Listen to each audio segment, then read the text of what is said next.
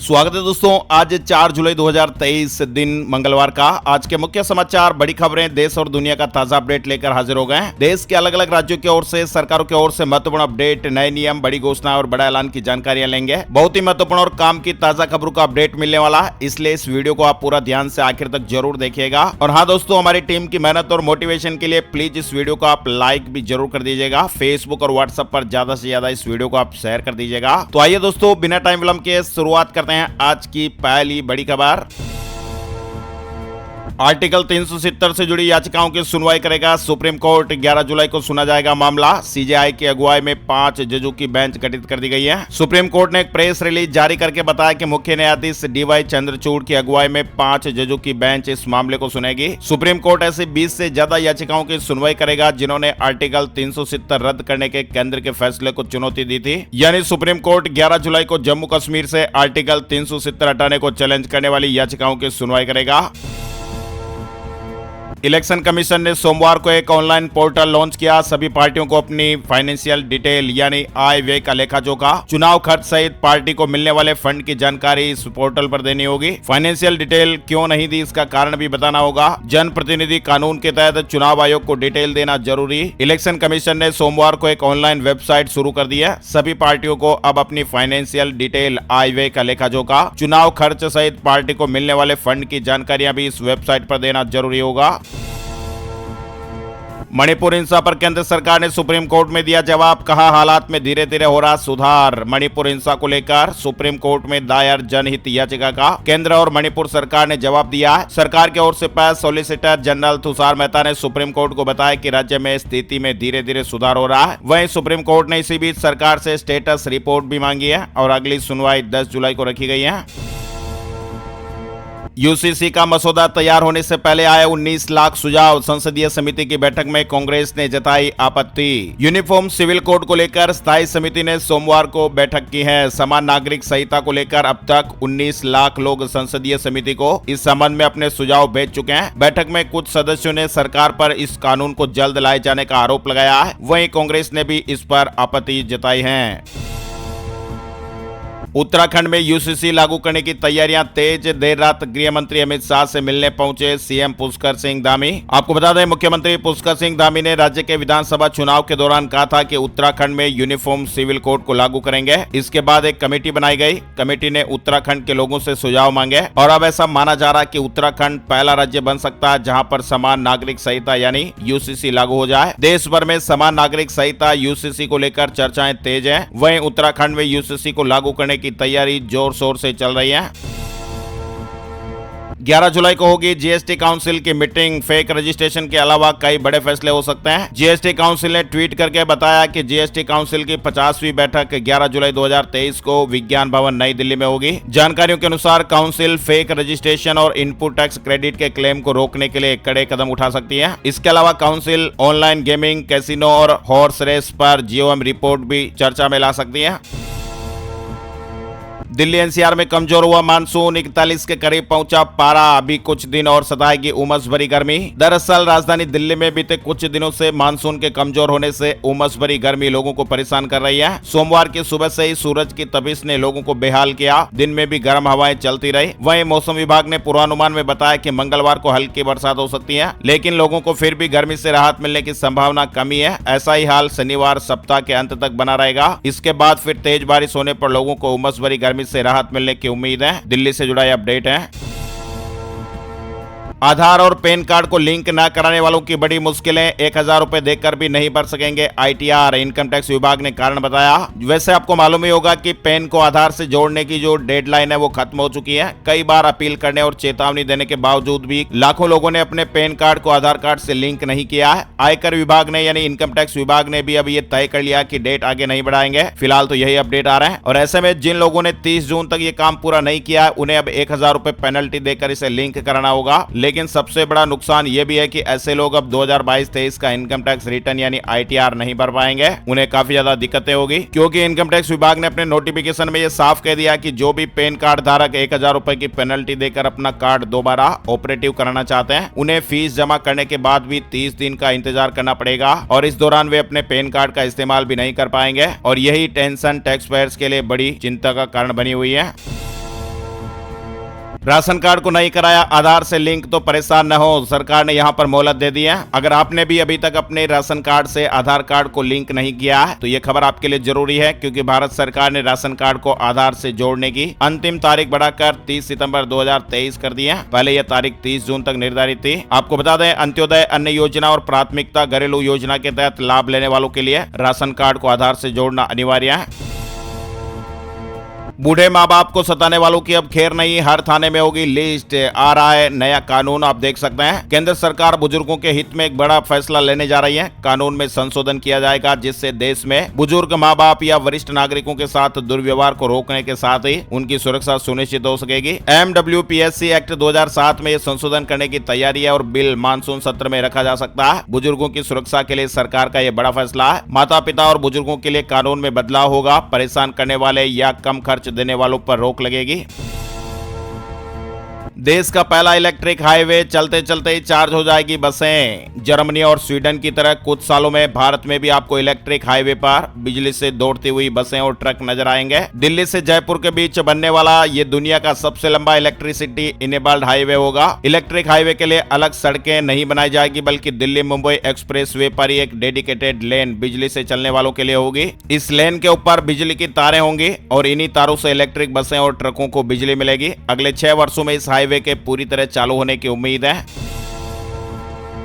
Merger के बाद HDFC bank के शेयरों में आई तूफानी तेजी, 52 सप्ताह के हाई पर पहुंचा स्टॉक। HDFC बैंक के शेयरों में भारी खरीदारी देखी जा रही है। 50 अंकों की बढ़त के साथ HDFC का शेयर खुला है, यानी मर्ज होने के बाद HDFC बैंक के शेयरों में तेजी देखी जा रही है। HDFC बैंक लिमिटेड और housing development finance corporation limited के मर्ज होने से निवेशकों को भारी मुनाफा मिला है। यूपी में कावड़ यात्रा को लेकर तैयारियां पूरी, कावड़ियों की सुरक्षा और व्यवस्था के कड़े इंतजाम। पवित्र सावन महीने की शुरुआत आज 4 जुलाई से होने जा रही है और ऐसे में कावड़ यात्रियों की सुरक्षा व्यवस्था को लेकर कड़े इंतजाम किए गए हैं। सावन के सोमवार का पहला व्रत 10 जुलाई को रखा जाएगा और इस बार पवित्र सावन महीना 58 दिनों का होगा। ऐसी मान्यता है कि इस पवित्र महीने में भगवान शिव की आराधना करने से भक्तों की सभी मनोकामनाएं पूरी होती है। भगवान शिव को प्रसन्न करने के लिए उनके उपासक कई तरह के उपाय करते हैं, जिनमें से एक कावड़ यात्रा भी शामिल है। 9 से 17 जुलाई तक हरिद्वार में भी भारी वाहनों की नो एंट्री होगी। DGP अशोक कुमार ने कावड़ यात्रा को लेकर कहा कि हमने सभी आवश्यक तैयारियां कर ली हैं और उचित सुरक्षा व्यवस्था का ध्यान रखा गया है। विज्ञापनों पर कितना खर्चा किया, सुप्रीम कोर्ट ने दिल्ली सरकार से मांगा 3 साल का हिसाब। सुप्रीम कोर्ट ने दिल्ली सरकार को नोटिस जारी कर विज्ञापनों पर खर्चे का हिसाब मांगा है। कोर्ट ने 2 हफ्ते के भीतर इस संबंध में हलफनामा दाखिल करने का निर्देश भी दिया है। यानी सुप्रीम कोर्ट ने सोमवार को दिल्ली सरकार से बीते 3 वित्तीय वर्षों में विज्ञापन पर किए गए खर्च का हिसाब मांगा है। मणिपुर में 5 जुलाई से खुलेंगे 1ली से 8वीं तक के school, CM N Biren Singh ने ऐलान किया है। मणिपुर के मुख्यमंत्री एन बीरेन सिंह ने सोमवार को कहा कि मई के पहले सप्ताह में जातीय संघर्ष शुरू होने के बाद से बंद कक्षा 1 से 8वीं तक के स्कूल 5 जुलाई से शुरू होंगे। CM ने संवाददाता सम्मेलन में कहा कि पहाड़ी और घाटी जिलों में स्थापित बंकरों को हटा दिया जाएगा। वहीं मेइती और कुकी दोनों समुदायों के किसानों को सुरक्षा प्रदान करने के लिए अतिरिक्त फोर्स की तैनाती भी की जा रही है ताकि कृषि गतिविधियां भी शुरू हो सके।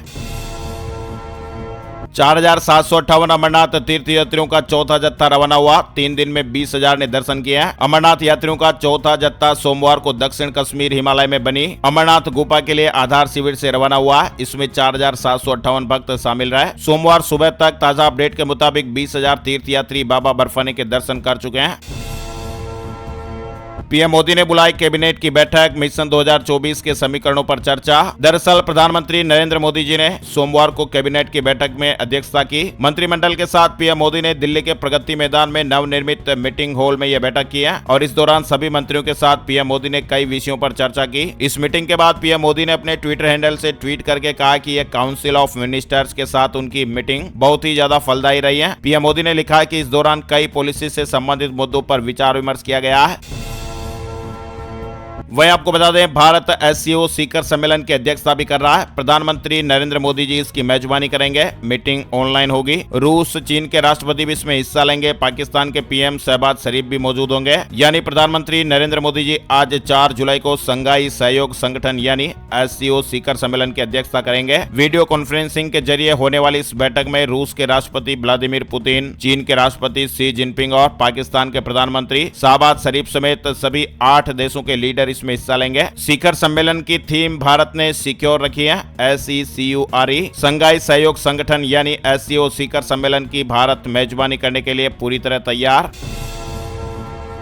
बवासीर को जड़ से खत्म करने की खोज ली दवा, बनारस के आयुर्वेद कॉलेज ने इस तरह का दावा किया। बवासीर रोगियों के लिए राहत भरी खबर आई है। बनारस के आयुर्वेद कॉलेज के शोधार्थियों ने यह दावा किया कि उन्होंने बवासीर को जड़ से खत्म करने की दवाई खोज ली है। 15 से 20 दिन दवाई के सेवन से रक्तस्राव बंद हो जाता है, यानी बवासीर एक आम समस्या बनती जा रही है और इसमें सबसे ज्यादा तकलीफ तब होती है जब वह खूनी बवासीर का रूप ले लेता है। शोधार्थियों ने कहा कि मरीज 1 महीने में पूरी तरह स्वस्थ महसूस करने लगता है। आयुर्वेद कॉलेज की टीम ने 60 मरीजों पर अध्ययन के बाद यह सफलता पाई है। वहीं मरीजों को इस दवाई के साथ ही क्या खाएं क्या न खाएं के बारे में भी जागरूक किया गया। 6 महीने तक मरीजों की निगरानी की गई। एक भी मरीज से दोबारा रक्तस्राव की शिकायत सामने नहीं आई।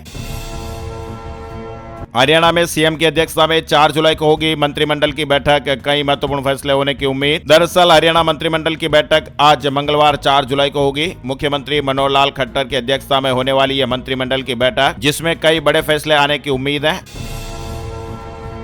अमेरिका के खिलाफ युद्ध की तैयारी कर रहा चीन, निक्की हेली ने चेताया। दरअसल दुनिया की 2 सबसे बड़ी सुपर पावर अमेरिका और चीन के बीच सब कुछ ठीक नहीं चल रहा है। दोनों के बीच लंबे समय से दुनिया में अपनी धाक जमाए रखने की होड़ चली आ रही है, पर पिछले 1 साल में यह होड़ सिर्फ होड़ न रहकर खटास में बदल चुकी है। यानी दोनों देशों के बीच संबंधों में पिछले 1 साल में दरार देखने को मिली है। बातचीत के बावजूद अभी तक अमेरिका और चीन के संबंधों में सुधार की संभावना इस वक्त तो नजर नहीं आ रही है। लेकिन इसी बीच हाल ही में निक्की हेली ने एक चौंका देने वाला दावा किया। यह अमेरिकी रिपब्लिक पार्टी की मेंबर है जिन्होंने यह दावा किया।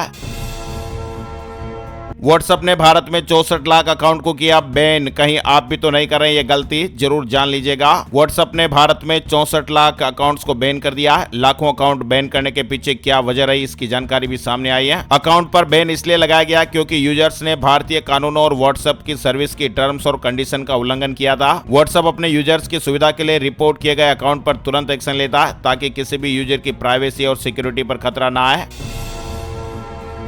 मध्य प्रदेश से जुड़ी एक बड़ी काम की खबर सामने आ रही है। सीएम शिवराज सिंह चौहान ने युवाओं को एक और बड़ा तोहफा दिया। इंटर्नशिप प्रोग्राम शुरू किया, 8,000 रुपए मिलेंगे। दरअसल मध्य प्रदेश के मुख्यमंत्री शिवराज सिंह चौहान ने युवाओं के विकास, कौशल उन्नयन, रोजगार बढ़े, इसलिए रविवार को एक पहल और की है। युवाओं को रोजगार और कौशल विकास देने की मंशा के साथ ही मुख्यमंत्री युवा इंटर्नशिप प्रोग्राम का दूसरा चरण रविवार को शुरू किया गया। सीखो और कमाओ की तर्ज पर शुरू किए गए इस प्रोग्राम में युवाओं को 6 महीने के प्रशिक्षण कार्यक्रम के दौरान हर महीने 8,000 रुपए का स्टाइपेंड भी दिया जाएगा। इस योजना में शामिल होने के लिए युवा 10 जुलाई तक आवेदन कर सकते हैं। इस बार कई मशहूर कलाकार होंगे रामलीला का हिस्सा। किरदार से लेकर कार्यक्रम के बारे में जानकारी आई है। हर वर्ष नवरात्रि के मौके पर आयोजित होने वाले विश्व प्रसिद्ध लव कुश रामलीला के आयोजन की औपचारिक घोषणा कर दी गई है। नई दिल्ली स्थित कॉन्स्टिट्यूशन क्लब में आयोजित प्रेस वार्ता में रामलीला कमेटी के आयोजकों ने इसकी घोषणा करते हुए बताया, 15 अक्टूबर से 25 अक्टूबर के बीच दिल्ली के प्रसिद्ध और लोकप्रिय लव कुश रामलीला का मंचन किया जाएगा। कई मशहूर कलाकार रामलीला का हिस्सा बनेंगे। सावन का पवित्र महीना, जिसे श्रावण या श्रावण के नाम से जाना जाता है, 4 जुलाई 2023 से सावन महीने की शुरुआत हो रही है। भगवान शिव को समर्पित सावन का महीना शिव भक्तों के लिए काफी ज्यादा बहुत महत्व रखता है। यानी कि यह भारत और दुनिया के अन्य हिस्सों में लाखों हिंदुओं के लिए आध्यात्मिक भक्ति, उपवास और उत्सव का समय है। बताया जा रहा है कि 19 साल बाद सावन में दुर्लभ संयोग भी बन रहा है। 5 राशि वालों पर शिव कृपा विशेष रूप से बरसने वाली है। वृषभ राशि, मिथुन राशि, सिंह राशि और तुला राशि, साथ ही धनु राशि वालों के लिए भी विशेष शिव कृपा के योग बन रहा है।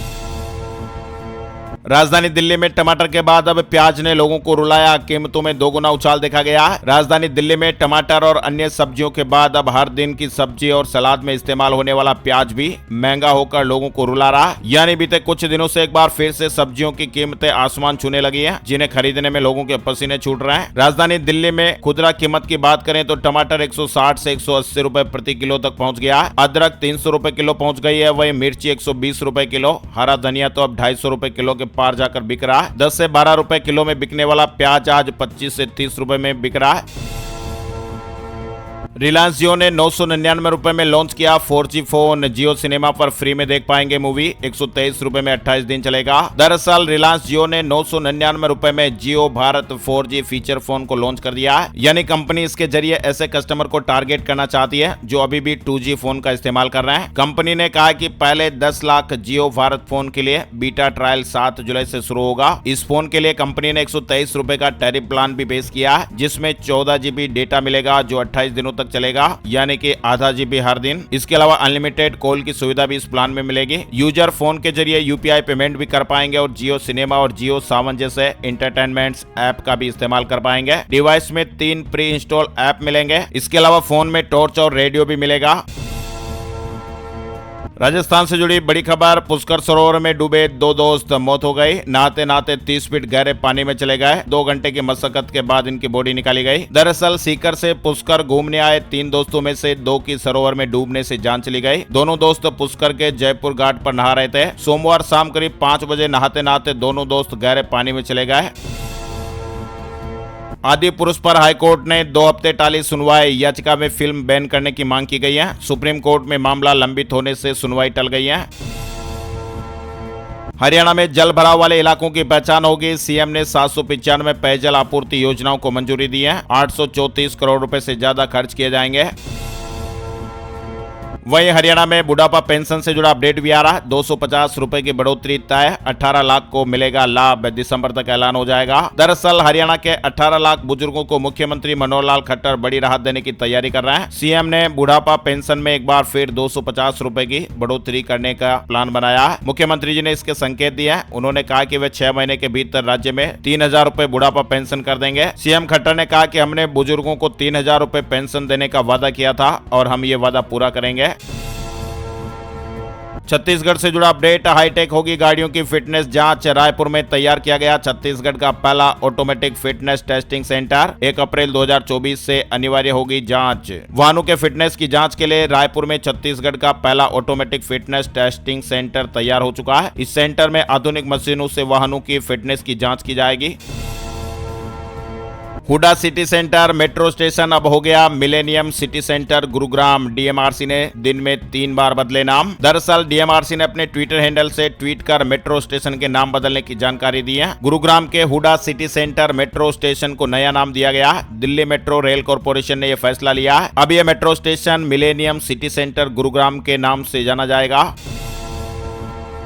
हिमाचल प्रदेश में 2 दिन भारी बारिश का अलर्ट। प्रदेश में रफ्तार पकड़ेगा मानसून। हिमाचल प्रदेश में मानसून के रफ्तार पकड़ने की संभावना है। मौसम विज्ञान केंद्र शिमला ने प्रदेश में 2 दिन भारी बारिश का अलर्ट जारी किया है। विभाग ने बताया कि प्रदेश के कई भागों में 7 जुलाई तक बारिश का सिलसिला जारी रहने की संभावना है। 5 व 6 जुलाई के लिए भारी बारिश का येलो अलर्ट भी जारी हुआ है। वहीं 8 व 9 जुलाई को भी कई भागों में मौसम खराब रहने के आसार हैं।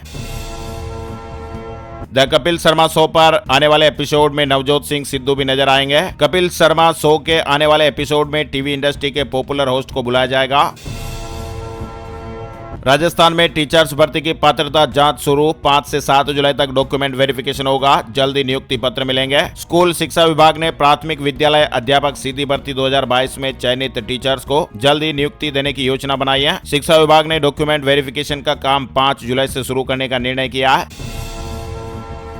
फ्रांस में कम हुई हिंसा लेकिन तनाव बरकरार। किशोर की मौत के 7वें दिन फूके गए 300 से ज्यादा वाहन। 27 जून से जारी हिंसा कम हो गई है लेकिन तनाव अभी भी बरकरार है।